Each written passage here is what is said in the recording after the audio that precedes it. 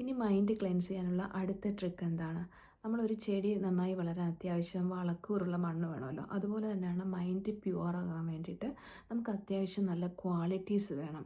So like truthfulness, മറ്റുള്ളവരെ വിഷമിപ്പിക്കാതിരിക്കുക, അല്ലെങ്കിൽ heart ചെയ്യാതിരിക്കുക, ചീറ്റ് ചെയ്യാതിരിക്കുക, അല്ലെങ്കിൽ നമ്മൾ കൈൻഡ് ആയിട്ടിരിക്കുക, ഹെൽപ്പിംഗ് ആവുക.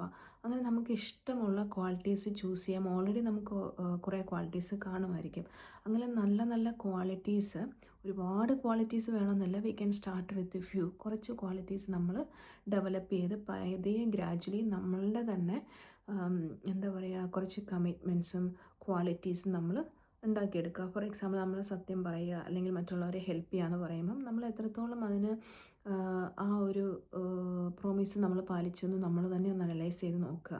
അപ്പോൾ മാക്സിമം എക്സ്റ്റെൻഡ് അവർ ഗുഡ് ക്വാളിറ്റീസ് എന്ന് പറയാം. അപ്പോൾ അങ്ങനെ ചെയ്യുമ്പോൾ നമ്മുടെ മൈൻഡിൻ്റെ പ്യുവറിറ്റി കുറച്ചും കൂടെ 916 ഹോൾമാർക്കായിട്ട് മാറും.